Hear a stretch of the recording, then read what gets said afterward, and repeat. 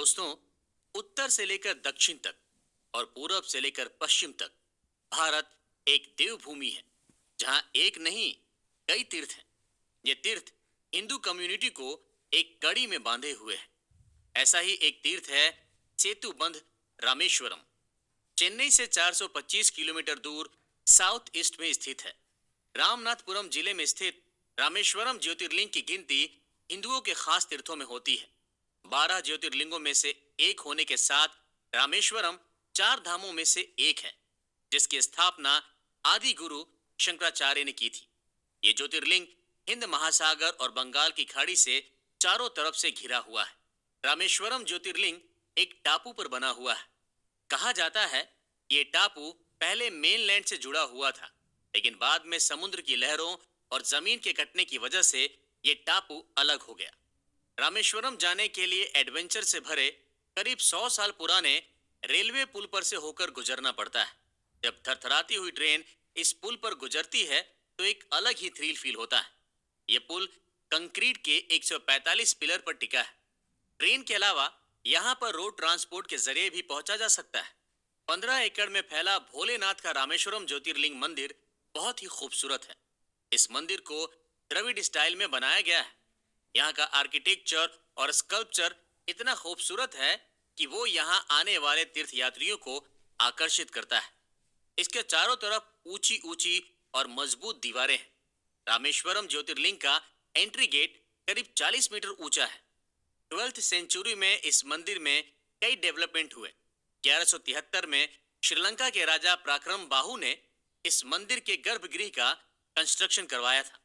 बाद में 15th century में राजा ओडेन सेतुपति ने इस मंदिर में 78 फीट ऊंचा गोपुरम बनवाया। इसके अलावा भी कई बार रामेश्वरम ज्योतिर्लिंग का रिनोवेशन और डेवलपमेंट हुआ।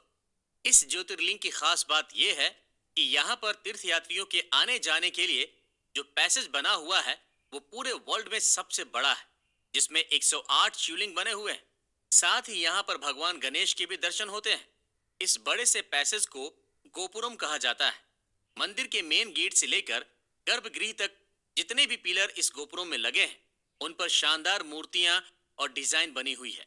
मंदिर के अंदर 1200 से ज्यादा पिलर हैं। दूर से देखने पर सारे पिलर की डिजाइन एक जैसी लगती है, लेकिन वास्तव में हर पिलर का आर्किटेक्चर बहुत अलग है। ये पूरा मंदिर बड़े बड़े पत्थरों से बना है और हैरानी की बात यह है कि मंदिर के आसपास कोई भी पत्थर के पहाड़ या फिर खाने नहीं है। इससे तो ऐसा ही लगता है कि इन पत्थरों को नावों में भरकर कहीं से लाया गया था। मंदिर के गर्भगृह में भक्त रामेश्वरम ज्योतिर्लिंग के दर्शन करते हैं। इनके साथ ही यहाँ पर माता पार्वती विशालाक्षी देवी के रूप में विराजित है। यहीं पर 9 और शिवलिंग भी हैं, जिनके बारे में कहा जाता है कि इन्हें विभीषण ने यहाँ पर स्थापित किया था। गर्भगृह के ठीक सामने नंदी मंडप में भगवान नंदी विराजित हैं। इस मंडप की ऊंचाई करीब 22 फीट लंबी है, करीब 12 फीट चौड़ी है और 17 फीट ऊंची है। रामेश्वरम ज्योतिर्लिंग परिसर में 24 कुएं हैं। ऐसा कहा जाता है कि इन्हें भगवान राम ने अपने तीर से बनाया था। इसी वजह से इन्हें बहुत ही पवित्र माना जाता है। इन कुओं के पानी से लोग नहाते हैं।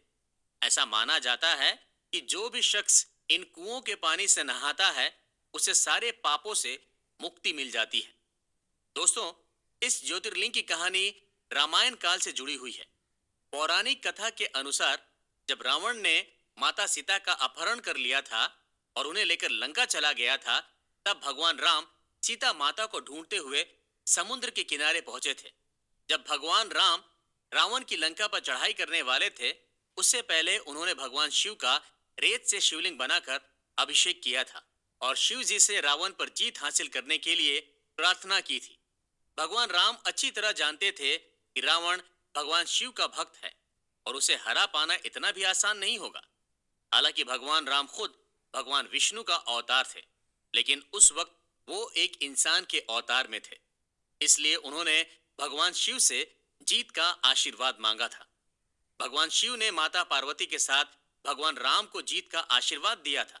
तब भगवान राम ने शिव जी से वहीं शिवलिंग के रूप में स्थापित होने की इच्छा जताई थी, जिससे इस पृथ्वी पर लोगों का कल्याण हो सके। तब भोलेनाथ शिवलिंग के रूप में उसी जगह पर विराजित हो गए। भगवान राम ने उस जगह पर पूजा की थी और उन्हीं की वजह से शिवजी शिवलिंग के रूप में वहां पर स्थापित हुए थे। इसी वजह से इस जगह को रामेश्वरम ज्योतिर्लिंग के रूप में पहचान मिली। इस ज्योतिर्लिंग का नाम भगवान राम के नाम पर ही रखा गया है। इसलिए रामेश्वरम ज्योतिर्लिंग को रामनाथ स्वामी मंदिर भी कहा जाता है।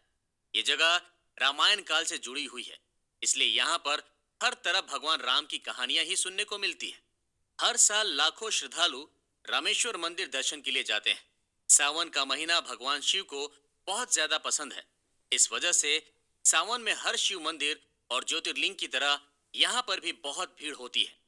यहाँ के बारे में ऐसी मान्यता है कि भगवान रामेश्वर के दर्शन करने और यहाँ पर अभिषेक करने से दुश्मनों पर भी जीत मिलती है, जिस तरह से भगवान राम को रावण पर जीत मिली थी। नॉर्थ में जिस तरह से काशी विश्वनाथ ज्योतिर्लिंग को बहुत माना जाता है, उसी तरह से साउथ में रामेश्वरम ज्योतिर्लिंग का विशेष महत्व है। यहाँ पर पानी में तैरने वाले पत्थर मिलते हैं। कहा जाता है कि ये वही पत्थर हैं जिनका पुल बनाकर भगवान राम और उनकी सेना ने समुद्र पार किया था।